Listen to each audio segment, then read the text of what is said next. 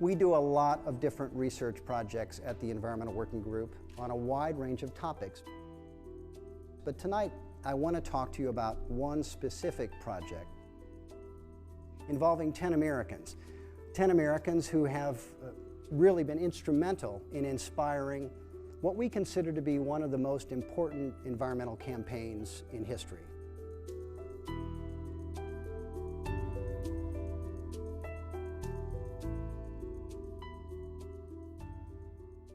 One day, we collected a sample of blood from each of these 10 Americans, and we sent it to a laboratory to analyze it for 413 different toxic chemical pollutants, pesticides and industrial chemicals alike. Of course, scientists have been studying pollution in air, in water, and land for decades. But it's only recently that they turned to the study of pollution in people, and that's what this project was designed also to do. These 10 Americans weren't farm workers, they weren't factory workers. And when the results came back from the laboratory, we had found 287 chemicals in just those 10 people, an average of 200 chemicals in each one. When you look at the chemicals by category, it's kind of astonishing. 28 different waste byproducts, dioxins, furans, things that come out of incinerators, smokestacks. 47 different consumer product ingredients, the flame retardants in these lights and this projector, Teflon chemicals, Scotchgard chemicals, pesticides. But for my money, most disturbing of all, we found 212 industrial chemicals and pesticide breakdown products that had been banned 30 years before we took those blood samples and sent them to the lab in 2004. Who were these 10 Americans? How were they exposed? Well, the truth of the matter is we don't really know very much about these 10 people. About the only thing we know is that as the exposures took place, all of them looked something like this.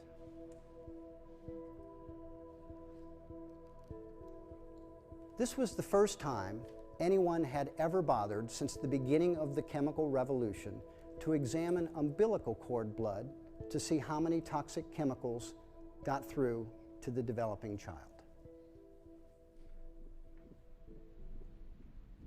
Here's another view. This baby is receiving about 300 quarts of blood circulating to him from the mother every day. The nutrients that are allowing the baby to grow, the oxygen that's allowing the baby to breathe. This baby, like all babies at that age, does not have a blood-brain barrier. That means that the tissues of the brain, the cells of the brain, are not protected as they will be in later life, just a few months from now really, to protect him from the chemicals that would pass into those tissues and those cells. Industrial pollution begins in the womb. 134 of these chemicals had been shown to cause cancer in laboratory studies or in people. 151 associated with causing birth defects. 154 caused hormone disruption. Infertility, 186 different chemicals. Immune system toxicants, 130. Neurotoxins like lead, PCBs, mercury, that we know can have profound effects on the developing child, profound effects on their intelligence, profound effects on their motor coordination. The combined evidence suggests that neurodevelopmental disorders caused by industrial chemicals has created a silent pandemic in modern society. So what does the chemical industry say? That there's no reason to worry. Why? Because the chemicals are safe, because the doses are so low. Parts per billion. Low doses matter. For 30 parts per billion, we can inspire human reproduction. For 0.035 parts per billion, we can prevent it. And for another 30 parts per billion, we can chill out about it either way.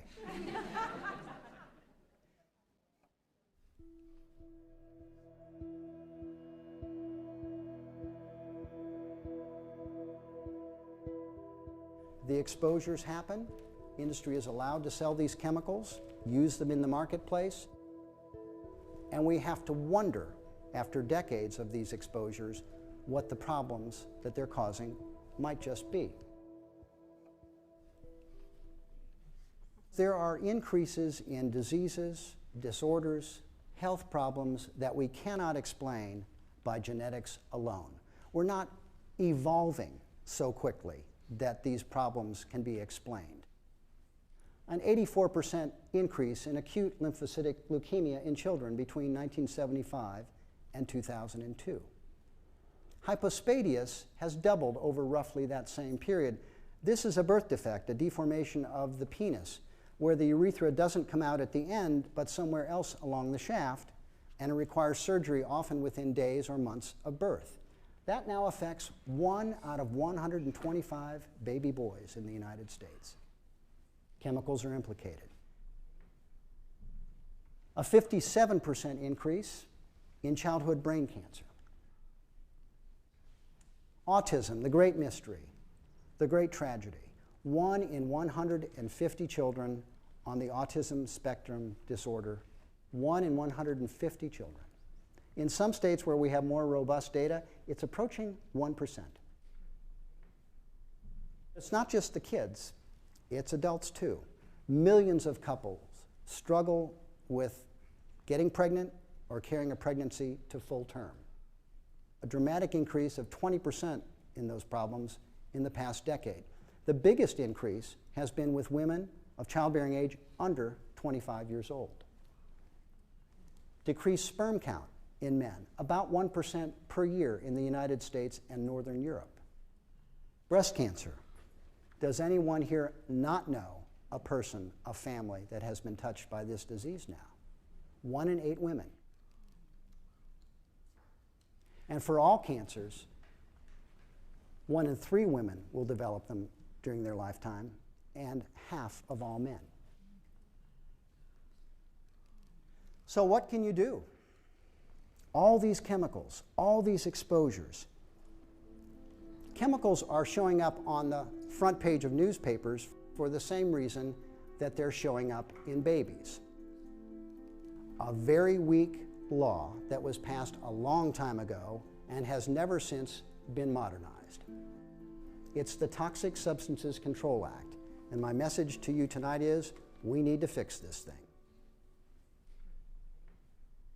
The Toxic Substances Control Act grandfathered in 62,000 industrial chemicals in 1976 and presumed that they were safe.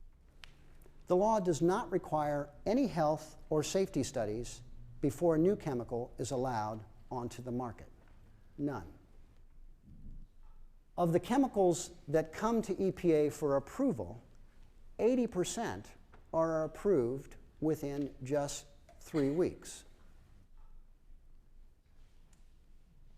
And in the history of TSCA, as it's called, only 5 chemicals, only 5 have been banned or restricted. This law is so weak that when the first Bush administration tried to ban asbestos, it was challenged in court and lost. This is a law that protects polluters.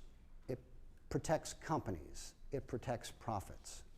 And what we need is a law that protects people and public health. This is another image of my baby, Callahan Cook. He's about 2 weeks old. When I look into his face, I see every hope for a healthy future. I know that when he came into the world, like all American babies, he did have some toxic chemicals in him for all our best efforts. But my hope is that going forward, we can do better, and we have to do better. We can protect babies and the rest of us from these toxic chemicals if we just make it our business to do so. Yes, be smarter when you shop. We owe it to our kids, we owe it to ourselves to protect them so that no baby is born into this world pre-polluted in the future.